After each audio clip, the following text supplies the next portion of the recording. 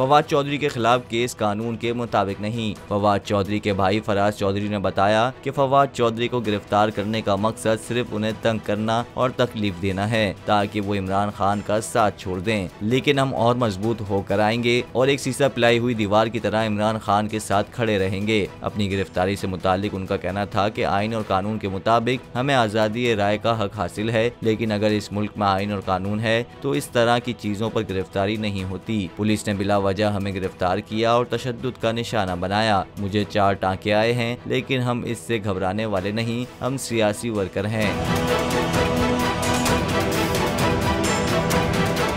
फराज चौधरी का कहना था कि जो इल्जामात उन्होंने लगाए वो बहुत मामूली थे, जिसकी वजह से अदालत ने मेरी फौरी रिहाई का हुक्म दिया। फवाद चौधरी की गिरफ्तारी तारीख का हिस्सा है। ऐसा पाकिस्तान की तारीख में पहले नहीं हुआ। इतने काले इक़दाम कभी नहीं किए गए। उनका मजीद कहना था कि साबिक वफाकी वजीर और सुप्रीम कोर्ट के सीनियर वकील के साथ इस तरह हो रहा है तो आम आवाम के साथ क्या होता होगा। उन्होंने बताया कि फवाद चौधरी के घर से कुछ भी बरामद नहीं हुआ, ये बस एक ड्रामा है जो इनके खिलाफ किया जा रहा है।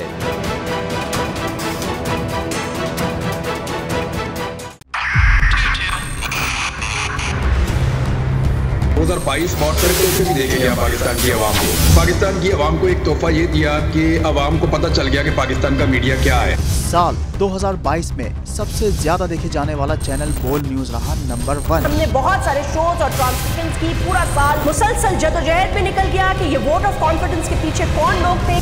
तोड़े रेटिंग के सभी रिकॉर्ड। सोशल मीडिया पर भी सबसे ज्यादा तेजी से 2.4 बिलियन व्यूज का संगे मील अबूर किया।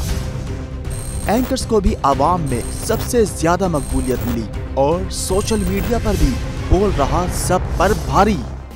सब्सक्राइब करें और बेल दबाएं ताकि कोई खबर रह न जाए।